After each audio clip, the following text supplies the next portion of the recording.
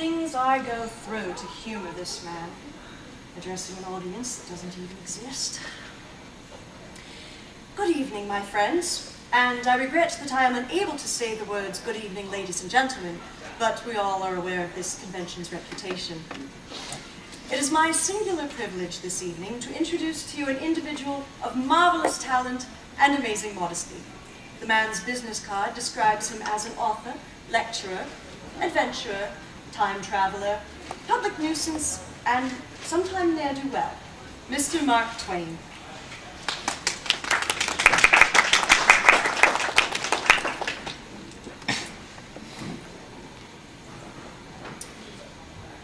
My friends, you are looking at a man who has just been handed serious cause to be angry. A man who has journeyed across a span of 125 years on an invitation from this grand establishment to discuss and debate the subject of time travel. And just as he is about to step out and greet the audience, he is informed that he's not allowed to light his damn cigar. Now, all I did was ask the stage attendant for a match. He practically barked at me, "You can't light that cigar, Mr. Twain." I politely said, "I can if you give me the match." Well, he just stared at me and in a very officious tone of voice said, "Sir, under the laws of the state of Ohio in these United States, I must inform you that attempting to light that cigar on stage could subject you to jail time and a fine of not less than $10,000. Well, I just stood and stared at him for a moment. Now, those passing by might have assumed that I was in some way dumbfounded or perplexed. No. With all the hot air that had just been spewed forth, I was afraid the poor boy's head might deflate. This entire fiasco has left me pondering the political musings of Mr. John Adams, the second president of these United States. That one useless man is a disgrace. Two of them constitute a law firm. And at any point where three or more are involved, that's what we call Congress. But I believe that I have digressed from the intended subject of this evening, which is intradimensional space and time displacement, also known as time travel. Now, my learned colleague, Mr. Herbert George Wells, has always insisted that time travel must require the aid of some form of mechanical contraption, a time machine, as he wrote in his novel. However, it has always been my assertion that it is simply a matter of harnessing the power and the capacity of the human brain. Then on the one hand, I focus on exactly where I wish to be and when I wish to be. On the other hand, I let go of where I am, and it happens. Now, there are arguments this way, there are arguments that way, there are all sorts of papers written by everybody. But in support of my position, I should like to all the following. Number one, I am currently here with you today. Number two, H.G. Wells is not. Now,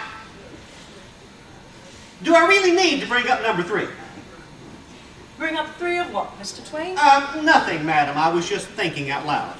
You seem to do that a great deal when addressing, this imaginary audience of yours. The curse of having an overactive imagination, madam. The brain does want to be kept going from time to time.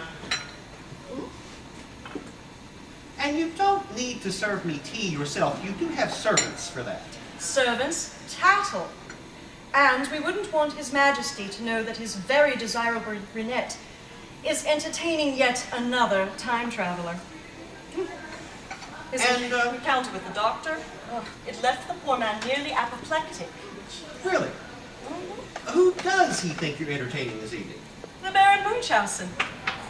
Munchausen? Madam, the man's a congenital liar. And you write letters to God. Point taken. Besides, who better to tell a lie about? Indeed. How very French of you. Well, he is German after all. One can never really trust them. Fun to dally with on the odd occasion, but besides, it's common knowledge that the German settlers are the cause of most of the rabble-rousing that's going on in your American colonies. States, madam. Pardon? I come from a time when we've already forcibly severed ourselves from Great Britain. And the Germans were being paid to fight for the English, actually. See? How opportunistic they are. One can never trust them. Had the doctor exhibited the slightest hint of a German accent, I would have immediately slapped his face. Ah. Instead, you let him kiss you. You say that like it's a bad thing. Madame de Pompadour, you are a married woman. You are also the primary mistress of the King of France. And on top of those two, you seem to have this odd penchant for dallying with strange men who have the ability to pop into and out of your chambers. Indeed. How very French of me.